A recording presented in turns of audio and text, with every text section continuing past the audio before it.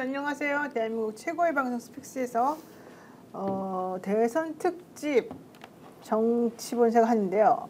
이 시작하는 음악과 뭐 이런 분위기가 달라져가지고 제가 깜짝 놀랐습니다. 좀 약간 어줍지 않게 시작했지만 양해를 구하고요. 저는 노영희 변호사입니다. 네, 박수는 아무도 안 쳐주는군요. 네. 네, 대선 전략 2025년 대선 전략 정치 본색 하는데요. 사실 대선 전략이라고 할 게 있습니까? 우리 소개시켜줘요. 있을까요? 네, 우선 장성철 수장님 그리고 김지호 대변인님 나오셨습니다. 어서 오세요. 안녕하세요. 반갑습니다. 네, 제가 원래 소개를 좀 특이하게 하는데 그걸 못 기다리시는군요. 빨리빨리 해주세요. 자, 일단 말씀하십시오. 뭘 얘기해요? 대선 전략이라고 하는 게 없어요. 있겠냐? 그 구도 자체가 뭐 국민의힘으로서는 할 수 있는 게 없어요. 뭐 한덕수를 출마시킨다, 뭐 이준석과 단일화를 하겠다, 그래서 구도 자체를 변화시키겠다라고 노력들은 많이 하겠지만 정권 교체 여론이 너무나 높고 각종 여론조사를 보면 이재명 후보에 대한 여론이 압도적이에요. 아, 이제 많이 좋아졌습니까? 압도적이죠, 뭐 이제. 압도적이다. 네. 왜 그렇게 갑자기 압도적이 돼요? 옛날에 안 그랬는데. 아니 비상계엄 해가지고 이거는 본인이 자살골 주신 거다 그렇게 볼 수밖에 없고요. 네. 그러면 한덕수 씨가 차출되면서 또 분위기 좀 쇄신시켜 보겠다는 이런 건 어떻게 돼요?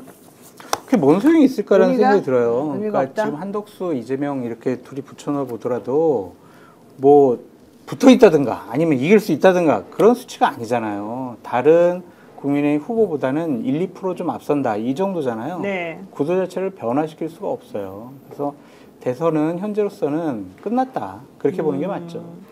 어떻게 보십니까?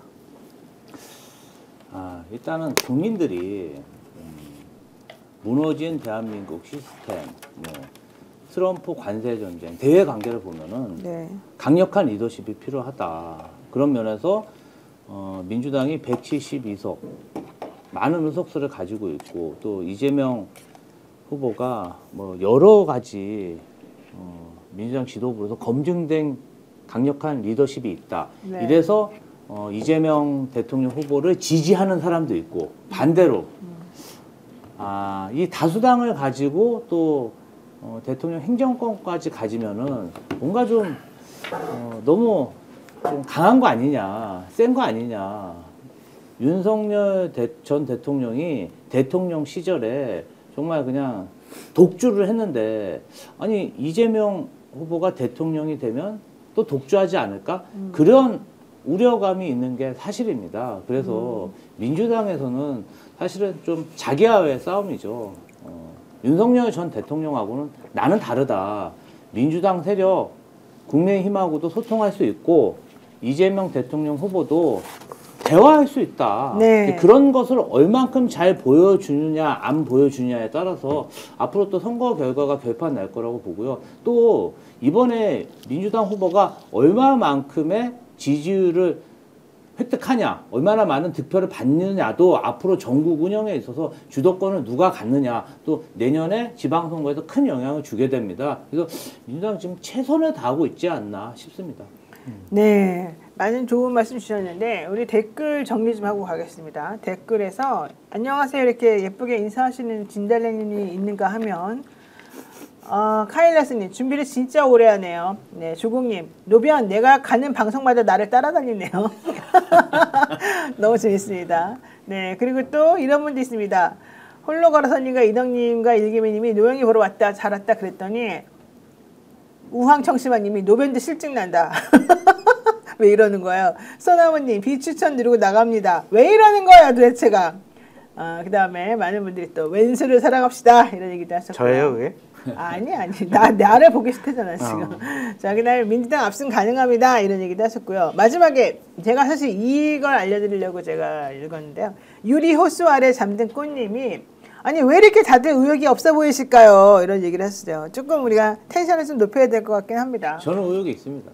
있어요? 아니 국민의힘 쪽은요 뭐 이제 선거 결과가 뻔히 보이니까 의욕이 없는 거고 민주당은 뭐 우리가 이기는데 뭐 이렇게 열심히 해서 뭐하냐 그냥 안정적으로 상황 관리만 해도 이길 것 같다 실수하지만 말자 그런 상황인 것 같아요. 그래요? 네. 지금 민주당 라인은 그렇게 안 보던데. 에이, 우리 인수위도 없이 시작하면 위험하고 또 실제 한덕수가 어떤 후폭풍을 갖고 올 수 있을지도 모르고 국민의힘 사람들이 저렇게 지금 똘똘 뭉친다는데 반성하자 조심하자 막 이러던데. 그러니까 국민의힘이 윤석열 부부랑 일찌감치 좀 결별을 하고 거리두기 하고 비상계엄하고 탄핵됐을 때 정말 죄송하고 잘못했다라고 사과와 반성 그런 모습 보였으면은 네, 그렇죠. 다시 한번 뭐 구도 어떻게 한번 해볼까 뭐 이럴 수가 있을 텐데 그러지 않잖아요 지금. 맞습니다. 네, 그런 상황에서 국민들에게 표를 달라고 하는 것도 되게 무리가 많아요. 국민의힘 지도부가 네. 지난 박근혜 전 대통령 탄핵 때 국민의힘이 뭐 바른정당이나 뭐 이렇게 분열됐었잖아요. 네, 네. 그것에 대한 트라우마가 너무 강한 것 같아요. 제가 봤을 때는 딱히 뭐 윤석열 전 대통령에게 혜택 본 정치인도 제가 볼 때는 국민의힘 별로 없습니다. 다 두드러 맞았죠. 예, 솔직히 우리도 뭐 탄압받았지만 국민의힘 전 당대표들도 윤석열 전 대통령이 있을 때 또 기도 못 펴지 않았습니까? 왜요? 그래도 김기현 씨 같은 경우는 공천도 주고 도와줬잖아요. 아니 마지막에 사퇴했지 않습니까? 김기현마저도 사퇴할 정도로 그림력이 강했고 그랬기 때문에 저는 뭐 별로 좋은 감정은 없을 거라고 생각하는데 만약에 지금 이렇게 강력한 민주당과 싸웠을 때 분열되면은 국민의힘이 이번에 정말 회복하기가 어렵다고 생각하니까 아무래도 다 끌어안고 좀 단합해서 선거전을 치러보자 나름대로 고민이 있어 보입니다. 근데 또 이게 또 그래요. 정당으로서 미래를 보면은 지금 이런 방식으로 가면은 계속 이제 정리가 안 되지 않습니까? 그러니까 봉합이죠. 뭔가 좀 고름을 짜낼 건 짜내고 앞으로 가야 되는데 지금 봉합만 하고 가다 보니까 상황이 점점 꼬이는 게 아닌가 그런 생각도 듭니다. 봉합만 하고 가니까 꼬인다. 국민의힘이요? 지금 그런 얘기 아니에요? 그렇죠. 뭐 이제 문제점을 좀 일단 덮어놓고 이재명 대통령 후보가 되는 건 일단 막아야 되지 않냐. 그것만 막고 가자. 이것을 막기 위해서 다 이렇게 한번 단결하자 이거고요. 제가 봤을 때는 국민의힘보다는 일종의 국민의힘을 지지하는 기득권 세력들이 굉장히 대동단결에 있는 것으로 보입니다. 법조계에 암약하는 그런 기득권 세력들과 어떤 자본 기득권들이 이렇게 만약에 힘도 못 쓰고 민주당이 대승을 할 경우에 앞으로 본인들의 기득권을 많이 뺏길 수 있다. 그래서 지금 있는 힘 없는 힘 그냥 그 외부적인 압력으로 어떤 역사를 뭐 본인들 나름대로는 대역전극을 만들어내려고 여러 가지 지금 수를 쓰고 압력을 넣고 있다. 저는 그렇게 보입니다. 이재명 대통령 막는 거에 몰두해 있는 것 같지도 않아요. 그것도 아니에요? 대선을 포기한 것 같고 대선 이후에 당권 싸움에 몰두해 있는 것 같다는 좀 생각이 들어요. 왜냐하면은 경선 룰을 저렇게 만들었다는 것 자체가 본선 경쟁력이 더 강하고 더 큰 사람을 대선 후보로 선출하겠다라는 것이 아니라 네. 당내 경쟁력이 가장 센 사람을 만들겠다라고 전 룰을 만들었거든요. 민주당은 그렇게 룰 만들 수 있어요. 뭐 민주당 지지층, 그다음에 권리당원 이렇게 만들 수 있지만 지금 국민의힘은 지고 있는 쪽이잖아요. 불리한 쪽이잖아요. 그러면 외연을 확장해야 되거든요. 그 룰 자체를 세팅을 저렇게 국민의힘 지지층과 당원 중심으로 하게 되면은 네. 저게 중도 외연 확장 하려고 생각하는 의지가 있는 거냐 그렇게 생각할 수밖에 없잖아요. 그래서 저는 김지호 대변인님께서 뭐 대선 이겨보려고 막아보려고 막 그렇게 말씀하셨는데 그거보다는 당권 투쟁에 더 많은 힘을 쏟고 있는 거 아니냐. 내가 그게 궁금한 거거든요. 네. 당권 투쟁에 힘을 쏟는데 네. 그래서 예를 들면 처음에 나는 당권이 워낙 강하고 세니까 당연히 한덕수 이런 사람 나와서 단일화 안 하는 게 나을 거다라고 개인적으로 생각을 했단 말이에요. 그랬는데 요즘에 지금 4명이 다 그냥 한덕수 나와 같이 나랑 단일화하자 이렇게 말을 해버리잖아요. 그러니까 본인 혼자의 지지율 가지고는 할 수 없다고 생각하니까 한덕수를 끌어들이는 건데 그래서 단일화를 한다는 건 무슨 뜻이에요? 한덕수 밑으로 들어간다는 거 아니면 한덕수를 추대한다는 거예요? 근데 국민의힘 대선 후보가 뽑히면은 네. 본인이 무소속인 한덕수랑 여론조사를 통해서 단일화를 하면 그래도 당 후보인 내가 이기겠지라고 생각하는 그렇게? 측면이 있는 것도 만연히 그렇게. 네. 또 하나는 아니 그냥 당 내외적으로 그냥 한덕수 무조건 나고니까 단일화 이거 한다라고 얘기를 해라. 그런 압박에 굴복한 것 같기도 해요. 아, 그러니까 제가 처음에 위장 전입자들이 많다고 말씀을 드린 적이 있거든요. 그 윤핵관들인데 왜 홍준표한테 가지? 왜 한동훈한테 가 있지? 왜 뭐 다른 사람들한테 가 있지? 막 이렇게 생각을 했는데 그게 결국에는 그 사람들이 단일화에 거부감이 있었기 때문에 내부적으로 설득도 하고 이렇게 하면은 우리 당신 못 도운다. 이렇게 협박을 하면서 단일화 압력을 좀 가한 것이 아닌가. 거기서 말하는 단일화는 결국은 한덕수가 후보가 맞아요. 되고 국민의힘당에 맞아요. 들어와서 나머지는 서포팅하는 거다. 그러니까 예를 들면은 홍준표, 그 다음에 한동훈, 그 다음에 김문수, 안철수 이런 쪽에 보면은 홍준표, 한동훈은 이번에 대선 후보가 됐어요. 그 대선 후보에 대선에 나가서 떨어졌어. 그럼 정계 은퇴할 거냐? 아닌 것 같아요. 그냥 이 홍준표, 한동훈은 내가 당을 추스려가지고 내년 지방선거 때 우리 이재명과 싸워가지고 우리가 지방선거 승리할 수 있도록 내가 전당대회에 나가서 당대표 되겠습니다. 라고 나올 사람들이거든요. 그러니까 룰 세팅을 저렇게 했고 그래도 김문수는 정계 은퇴할 수 있는 사람이니까 당권에 욕심이 없는 사람이니까 지금 김문수를 1등을 만들어가지고 한덕수랑 단일화를 해서 당권은 윤핵관들이 계속 가지고 가겠다. 그런 정치적인 의도가 있는 것 같아요. 근데 홍준표도 사실 나이도 많고 지금 명태균 게이트에 계속 깊숙이 관련되어 있고 그러니까 더 당권 잡아야지. 명태균 게이트를 통해서 검찰의 압박이 가해져 올 거고 이재명 정권이 핍박을 하게 되면 네. 내가 당대표가 되면 야당 탄압하지 마라. 정치 보복하지 마라. 이런 식으로 방어막을 칠 수 있기 때문에 홍준표 전 시장도 최근에는 그랬대요. 참모들 모이는 데 있어서 야 내가 이번에 대선 후보 내가 떨어지더라도 내가 당권 도전한다. 당권 잡을게. 네. 걱정하지 마. 날 밀어. 믿고 밀어. 이런 식으로 내부 회의에서 얘기했다고 하더라고요. 어쨌든 홍준표 얼마나 잘 될지 모르겠지만 지금 또 하나의 변수가 생겼습니다. 뭐예요? 대선판에 이낙연 전 총리가 나온대요. 변수가 돼요. 근데 뭔 변수가 되는 어떻게 보세요, 이낙연? 이낙연 왜 이렇게 맨날 이럴 때 나오는 거예요?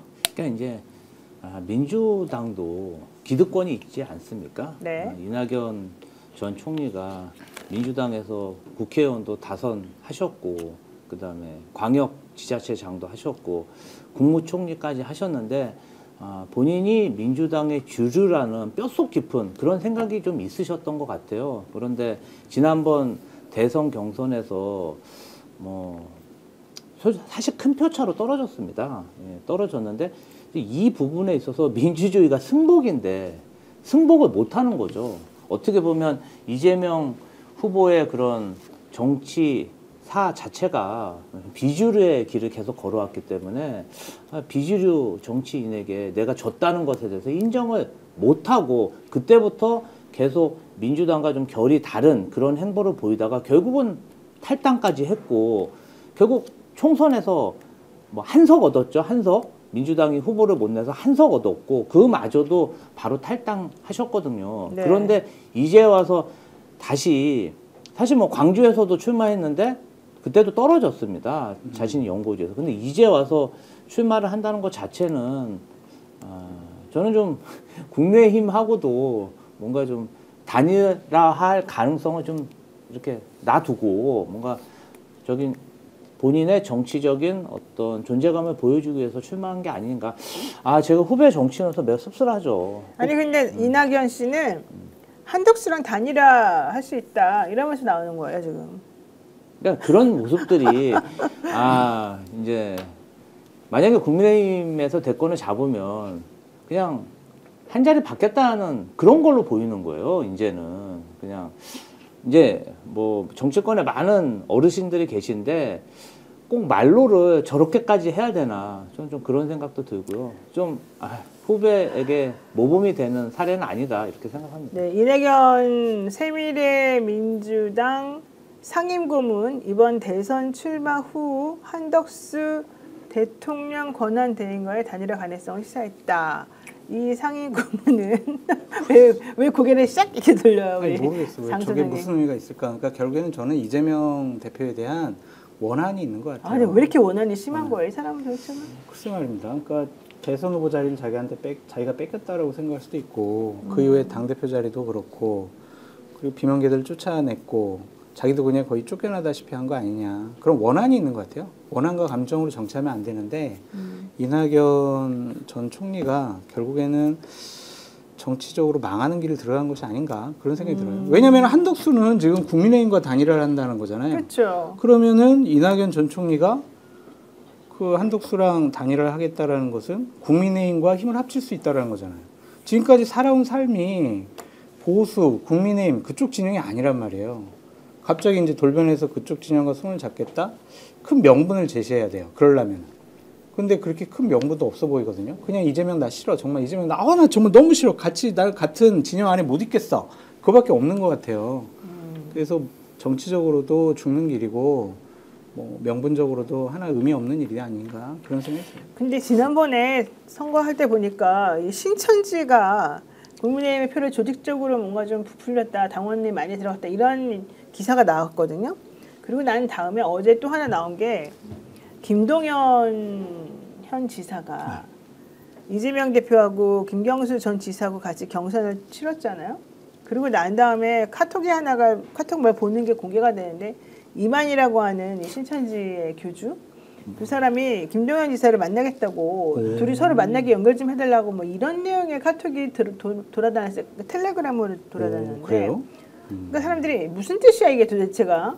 이제 김동연 안 되니까 이만희하고 손잡나 신천지하고 이런 얘기가 딱 생각이 나면서 지난번에 이낙연 전 대표도 신천지하고의 연결성이 조금 계속 말이 많았었잖아요.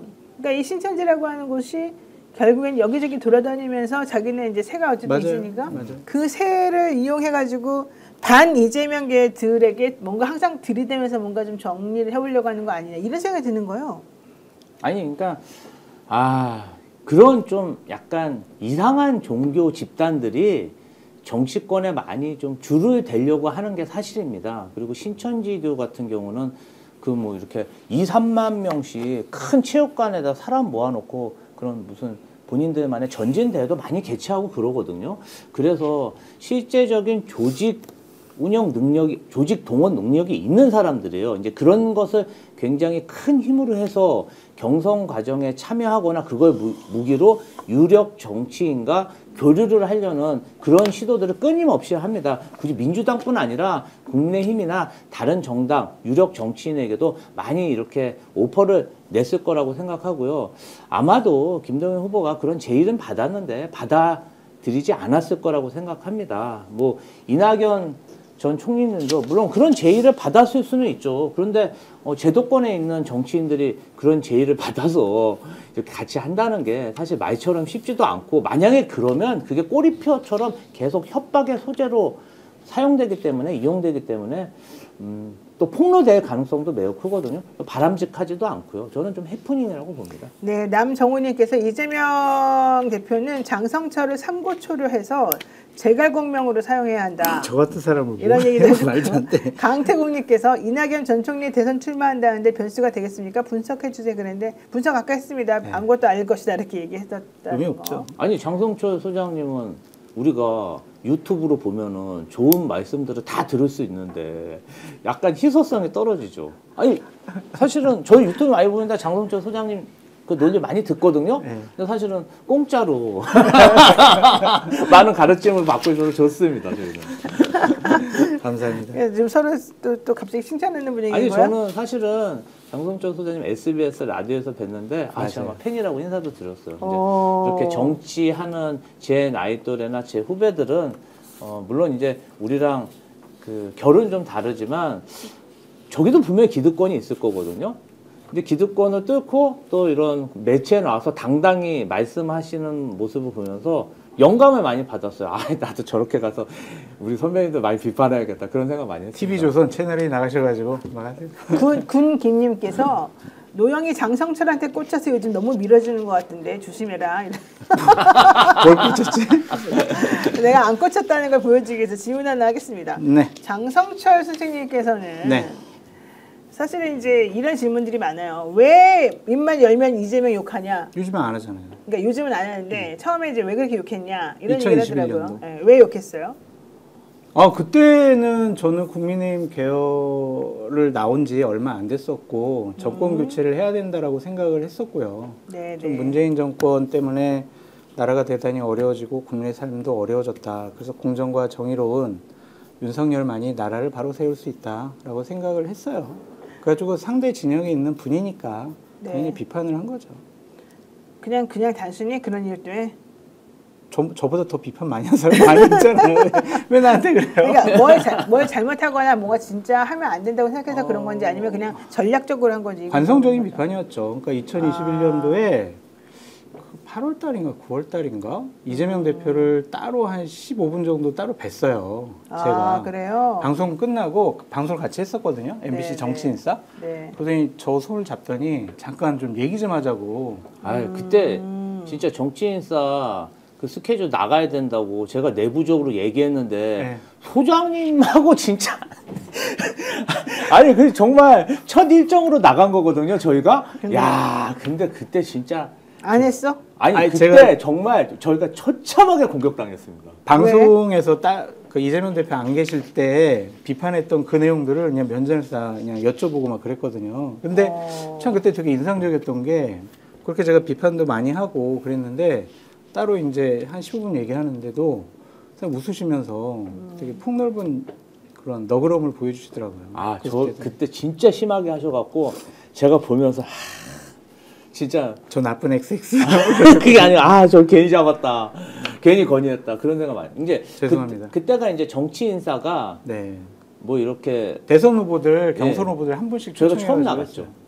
맞아요. 그랬죠. 처음 나갔습니다. 맞아요. 그 이재명 후보가 이런 방송 나갈 때 거의 초창기에 몇 개 안 나갈 때 나간 거예요. 모험을 가지고 나갔는데 거기서 엄청 비판을 받았습니다. 근데 저는 뭐 보수 쪽에 입장에 있는 사람이기 때문에 당연히 뭐 이재명 대표에서 최근에 비판은 하지만 솔직히 최근에는 비판할 건덕지가 별로 없어가지고 비판을 거의 안 하고 있다. 그래요? 제가 비판하는 거 보셨어요? 특별히 이재명 대표에 대해서 최근에? 저는 요즘 장성철 소장님의 평론을 자주 못 들어가지고. 아니 그 뭐 제가 볼 때는 민주당이 잘해서 비판을 안 하시는 게 아니라 국민의힘하고 윤석열 대통령 관련해서 너무 버라이어티한 일들이 벌어지니까 그 부분을 이야기하시냐고 못한 저 거예요. 지지만 윤석열 정권 처음 들어설 때 노영희 변호사님 아시겠지만 죄송합니다. 거의 목숨 걸고 전 비판했어요. 맞습니다. 저 죽인다고 얼마나 그랬는데. 그때 X8 막 그거 그렇죠. 공개하면서 막 그랬었죠. 그건 근데 선거 때. 그러다가 괜찮아졌잖아요. 아니요. 아니에요? 그때도 경선 때 홍준표 시장 밀다가 윤석열 됐어. 홍준표는 왜 밀어? 윤석열보다는 낫잖아. 그때는. 뭐가 낫다는 윤석열보다 거야?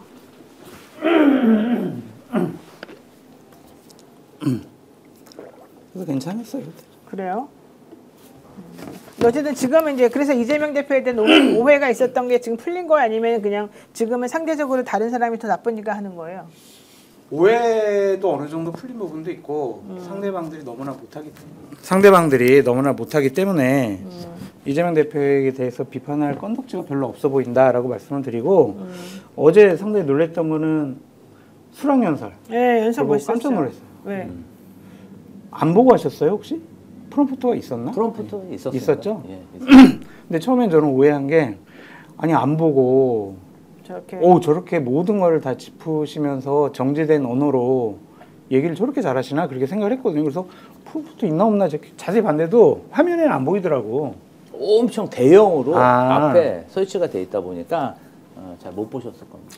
근데 어제 하여튼 현 상황에 대한 진단과 대한민국 미래를 어떻게 이끌어 나가겠다라는 본인의 생각을 잘 정리해서 말씀해 주셔가지고 국민의힘 대선 후보 경선 보시면 알잖아요. 탄핵 찬성해야 반대야 뭐 옛날에 이랬어 저랬어 막 서로 손가락질하는데 그렇게 미래 담론 얘기하시는 거 보고는 그래도 이제 대한민국 지도자 반열에 들어서셨구나 그런 생각이 들더라고요.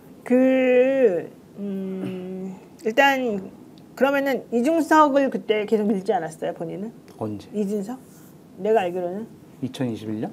그때 아니 2021년 이후에도 작년에도 이준석 대표랑 친하죠. 그래서 이준석은 대한민국에서 나오기 힘든 정말 유능한 젊은 정치인이라고 생각을 하고 있고 방송에서나 이준석 후보 앞에서 나는 이준석이 대통령인 대한민국에서 살고 싶다 이런 식의 얘기를 하고 있거든요.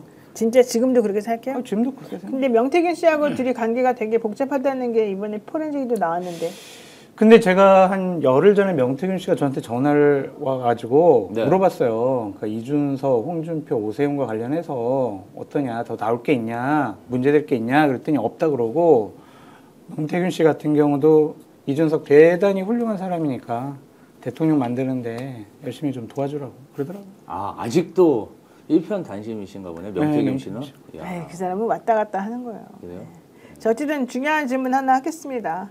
그래서 결론적으로는 요즘에 보면은 조갑재 씨라든가 정규재 씨라든가 이런 그 보수 논객들이 이재명 후보 만나면서 실질적으로 이재명 후보에 대해서 내가 잘못하는 게 많았다. 내가 이제 다시는 그 좀 정상적으로 상황을 좀 살펴보고 난 다음에 다시 이 사람에 대해서 좀 알고 싶다. 뭐 이런 얘기를 하는 게 많았거든요. 네.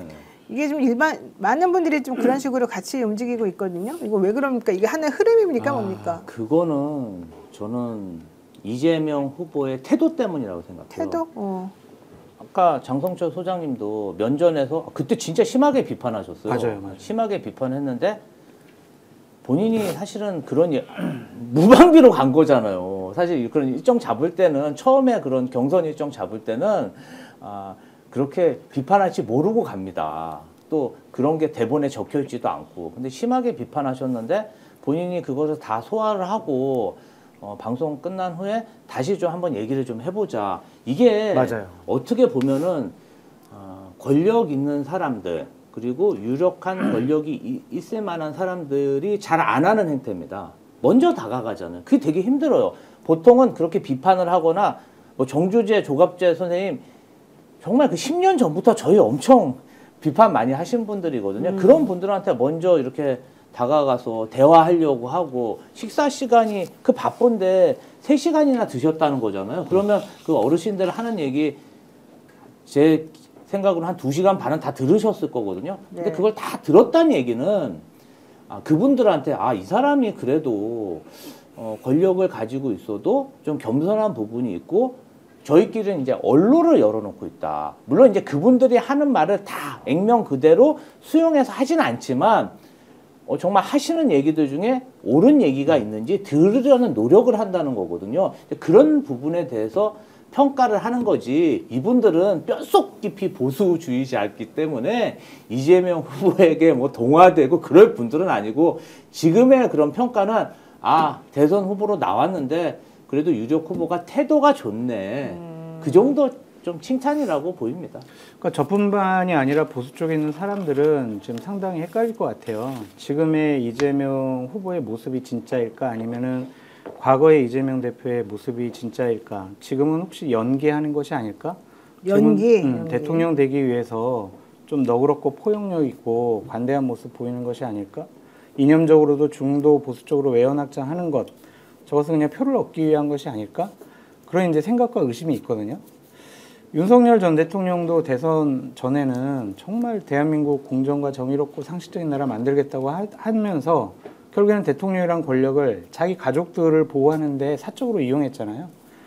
그러니까 지도자를 믿기는 어려운 그런 상황인데 이재명 대표가 계속 어제 말씀하신 수락연설문처럼 진정성 있고 진솔한 모습 계속 보내주시면 많은 보수 쪽에 있는 사람들도 최소한 막 적극적으로 반대를 하거나 막 반대를 위해서 투표장에 나가서 찍거나 이러진 않을 수도 있겠다. 어제 연설 보고 그런 생각이 좀 들었어요. 그래도 조금 준비하였고 대한민국을 잘 만들려고 사적인 이익보다는 좀 공적인 쪽으로 생각을 많이 하는 것을 보인다. 네. 네, 좀 이미지도 많이 개선이 된 것 같고. 근데 어제 수락 연설문을 보고 비판을 억지로 한다는 것은 좀 말이 안 된다고 생각하거든요.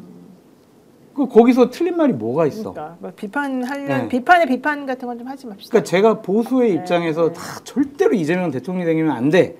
그런 생각이 있는 사람이더라도 어제 연설문을 보면은 비판할 건덕지가 없었다. 그러니까 저런 모습이 지금은 표의 확장성을 위해서 잠깐 연기하는 걸 수도 있지만 저런 모습들이 계속 반복이 되면 본인도 지도자로서 대한민국 대통령으로서 그냥 보수 우파 쪽에서 의심하는 그런 걱정하는 일들을 안 할 수도 있겠다. 그런 생각도 들어요. 나나분님께서 이재명은 변한 게 없습니다. 발전을 했을 뿐입니다. 이렇게 말씀하셨는데 제가 들은 중요한 얘기 중에 하나는 이재명 대표는 본인에게 좋은 말 하는 사람, 나쁜 말 하는 사람 되게 많을 거잖아요.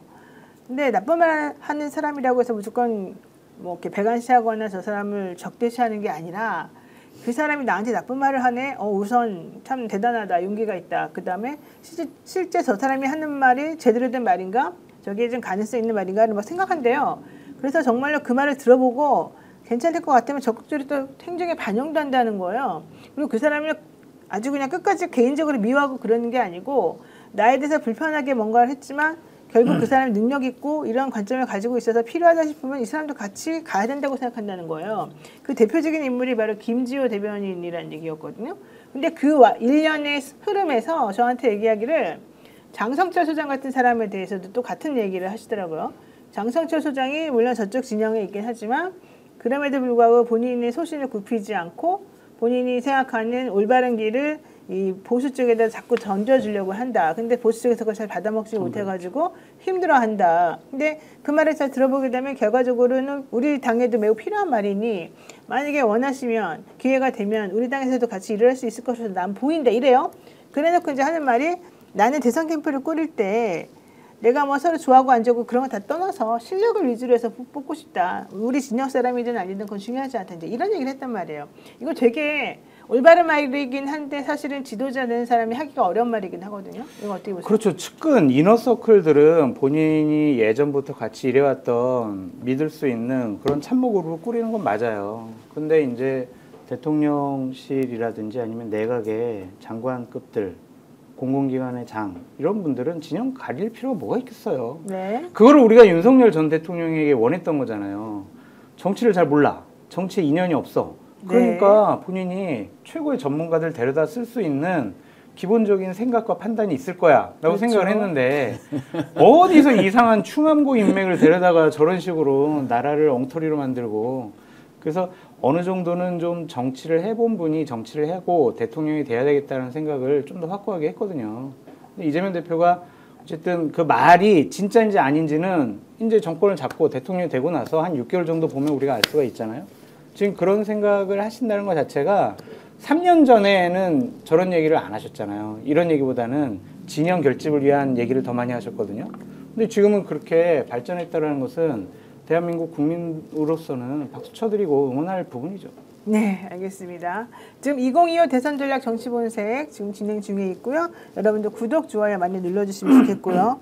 우리 장성철 소장님께서 조금 있다가 좀 일찍 조금 먼저 나가신다고 그래서 제가 조금 이따 조금 40분. 일찍 나가시도록 좀 시간 배분을 조금 해드리겠습니다. 죄송합니다. 아니요, 워낙 뭐 인기도 많으시고 우리는 시간 많으니까 우리가 여기서 얘기 많이 합시다. 네. 근데 이제 뭐 이제 보수 진영에서 많이 비판하는 게 지난번 총선 때 반명 의원들 많이 정리하지 않았냐. 아니 근데 또 그렇습니다. 지금 친윤 의원들 앞으로 10년, 20년 계속 정치하면 국민의힘의 미래가 있습니까? 사실은 많이 정리했다고 하지만 어떤 면에서 보면 경쟁력이 좀 떨어지시는 분도 있고 그리고 이제 대표를 뽑았으면은 대표 위주로 뭔가 이렇게 정치 결사체로 따르는 부분이 있어야 되는데 그것을 무슨 독립운동 하듯이 그것을 승복을 안 하니까 그렇게 당원들에 의해서 정리되신 분들도 계시거든요. 저는 뭐 학살 수준이다 얘기하시지만 전체가 다 만약에 이재명 당대표가 그 당시에 학살 수준으로 다 밀어버리고 측근들 심었다면 저는 윤석열 대통령의 길을 갔다고 생각해요. 네. 어느 정도 자정 대부는 또 필요한 부분이거든요. 네, 지금 네, 네. 그래서 그런 부분에 있어서도 저는 이미 총선 때 보여줬다고 생각하고요. 앞으로 저희도 이제 복귀를 해봐야죠. 왜 촛불혁명으로 탄생한 민주정권이 정권 재창출을 못했냐. 촛불혁명은 민주당만 한 게 아니라 정말 다양한 세력들이 탄핵을 이뤘고 촛불혁명을 했는데 그때 당시에 민주당만 너무 권력을 독점한 게 아닌가? 그런 반성들이 있어요.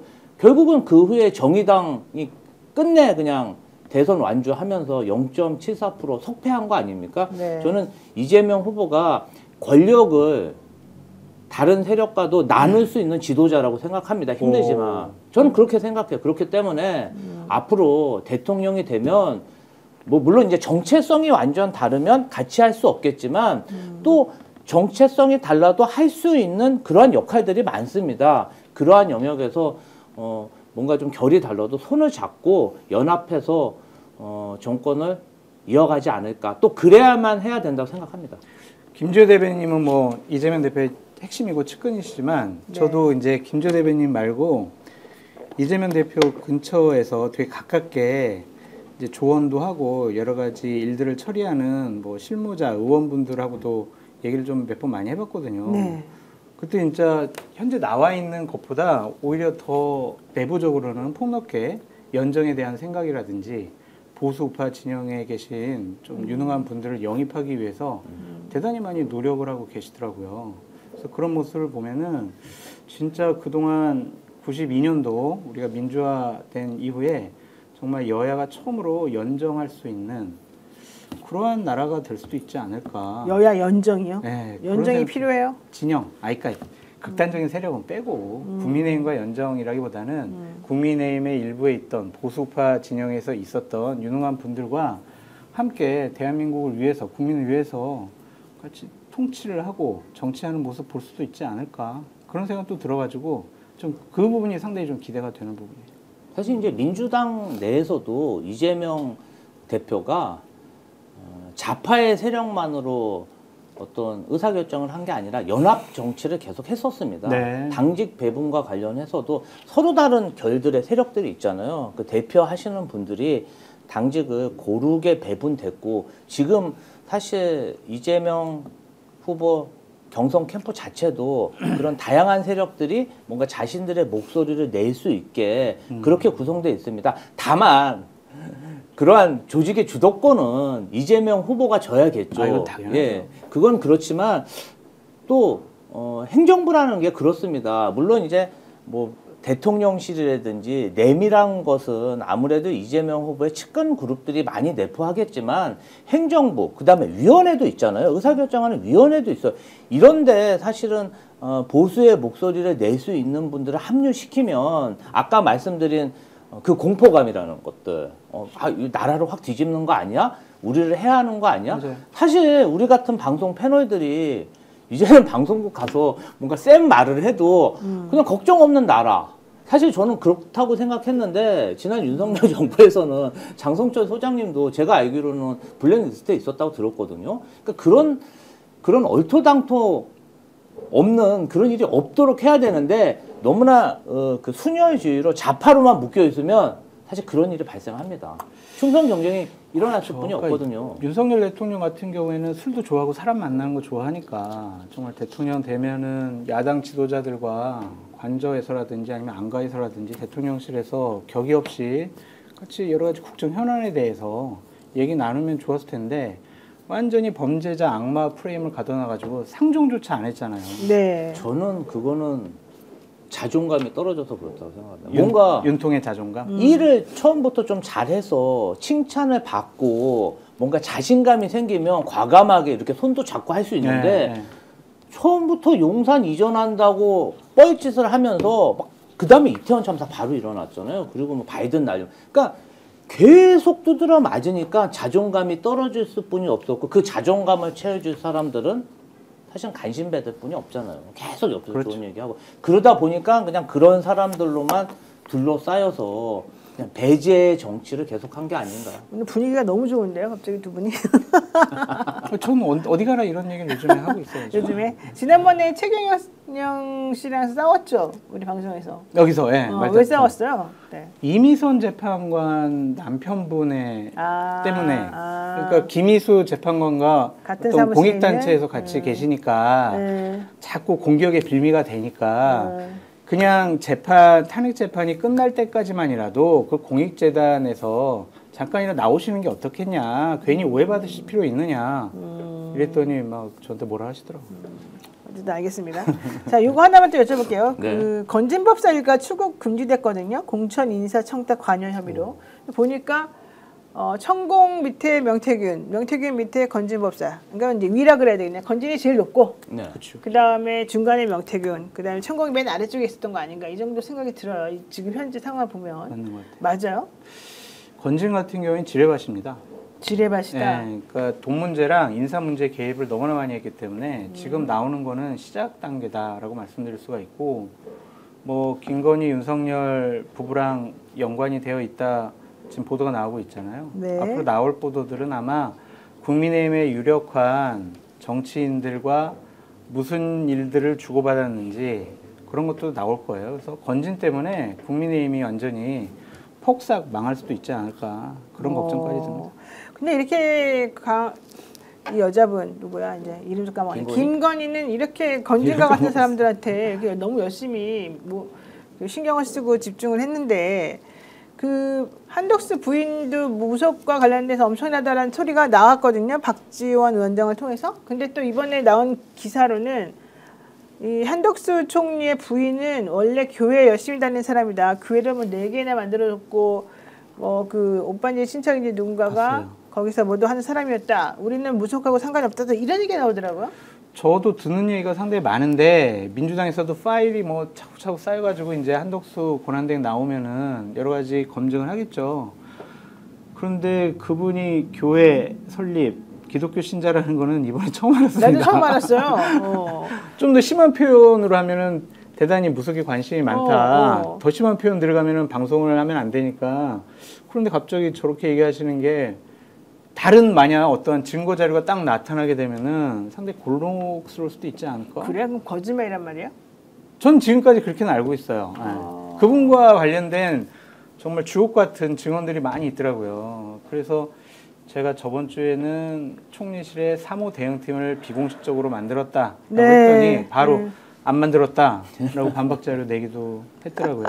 안 만들었다? 근데 이제 건진법사 같은 경우는 지난 대선 때 한번 정리를 했잖아요. 문제가 돼서 여러 가지 추문들이 나왔고. 네. 그러면 정상적인 정치 권력이라면 그때 정리하고 인연을 맺지 말았어야 되는데 보니까 윤석열 대통령이 겉으로만 딱 정리하고 나중에 알고 봤더니 아주 뭐 윤핵관, 윤한홍 의원을 통해서 내밀하게 관리한 그러한 지금 정황들이 지금 나오는 거잖아요. 그리고 막 집에서 무슨 관봉권 5천만 원짜리 돈 뭉치가 나오고 출처를 알 수 없는 예금 6억이 나오고 뭐 기도비라고 하는데 이거 정말 기야말 소리 아닌가요?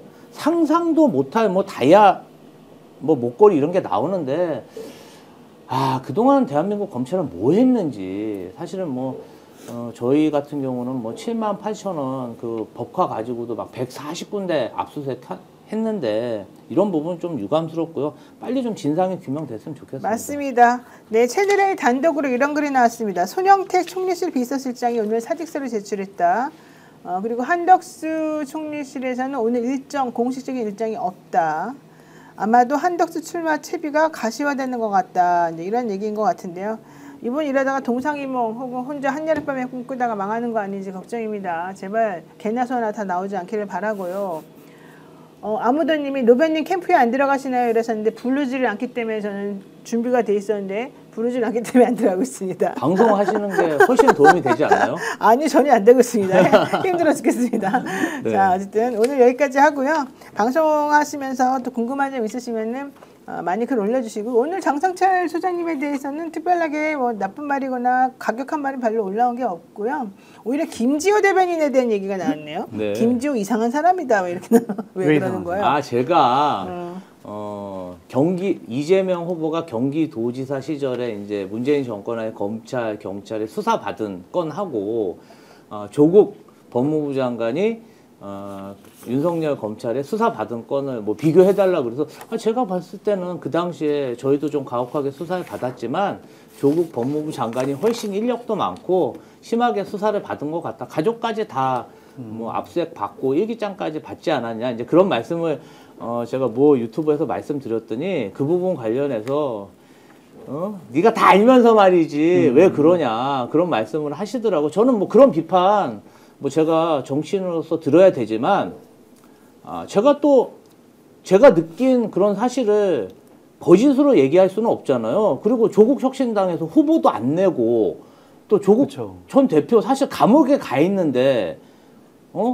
제가 이재명 후보 비서관 출신인데 지금 뭐 도와준다는 정당 가가지고 욕하고 그래서야 되겠습니까? 분열하는 정치 세력에는 국민들이 표를 주지 않습니다. 뭐 저가 사실은 지난 정치 활동하면서 우리 그 어떤 주류 세력에게 저도 많은 탄압을 받았거든요. 저는 그렇게 앞장서서 누구 탄압하는 정치는 안 될 생각입니다. 그래요. 잘하신 거예요. 그냥 포용하고 너그럽게 하세요. 그럼요.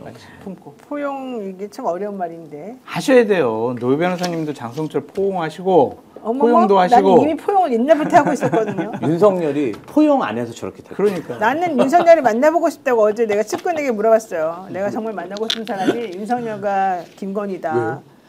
아 진짜 너희들 개인적으로. 도대체 왜 그랬니? 개인적으로. 좋아할 것 같아. 개인적으로. 진짜 그래서 내가 물어보시오. 왜 그랬는지. 윤석열, 김건희 이 사람 만날 사람 없을 텐데 나 꼭 만나고 싶다고 전달해달라 그랬어요. 잘하셨어요. 근데 전달해줄지 모르겠는데 어쨌든 중요한 건 사람을 믿어야 된다. 우리 서로 믿자 이겁니다. 그럼요. 믿을 수 있다 더 착한 보험이 그래서 우리들에게 필요합니다. 믿을 수 있다 더 착한 보험은 단순 보험 가입만 하는 것이 아니고요. 최적의 보험 플랜을 제안해 주는 것입니다. 현재 가입된 보험이 당신에게 맞는지 진단 서비스와 리모델링 안내부터 맞춤 상품 제안까지 여러분들에게 전달을 해드립니다. 1644-1236 또는 010-7613-3303으로 연락해서 현명한 보험 플랜을 만들어 보십시오.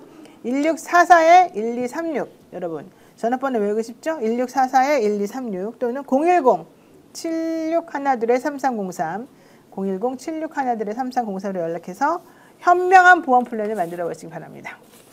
네, 그리고 또 여러분이 좋아하는 인터넷입니다. 인터넷 비교원 최대 128만 원 놓치지 마십시오. 인터넷 TV 신규 가입 시 48만 원, 휴대폰 구입 시 최대 50만 원, 정수기 렌탈 시 최대 30만 원. 인터넷 성능은 거기서 거긴데요. 혜택만 잘 비교해 보세요. 비교원은 23년 동안 60만 명 누적 가입자, 983억 누적 현금 사은품 지급, 그리고 개인정보 보안도 철저해서 한 건의 보안 사고도 없었습니다. 8억 이상의 보증보험을 가입해서 한 분도 억울한 일이 없도록 준비되어 있고요. 인터넷 비교원, 인터넷 휴대폰 정수기 비교는 비교원에서 하십시오. 자세한 내용은 1670-2571을 통해서 상담받거나 네이버에 인터넷 비교원을 검색하시고 상담 신청하시면 되겠습니다. 많은 분들 그냥 가만히만 쓰던 거 매너리즘 빠져가지고 쓰지 마시고요. 이 혜택이 더 좋은가 저 혜택이 좋은가 생각하시면서 한번 해보시는 것도 머리 회전에도 좋다고 합니다. 우리 머리 두뇌를 젊게 사용하는 방법도 되고요. 또 자극도 새롭게 되니까 한번 귀찮아도 한번 해보시기 바랍니다. 네, 저희는요 오늘 정말 이 말빨 좋은 김지우 대변인과 장성철 소장과 함께 얘기 나눴습니다. 고맙습니다. 오늘 방송 어떠셨습니까? 마음에 들었다면 구독, 좋아요로 스픽스를 응원해 주십시오. 여러분들의 구독, 좋아요는 가장 큰 힘이 됩니다. 스픽스 구독, 좋아요.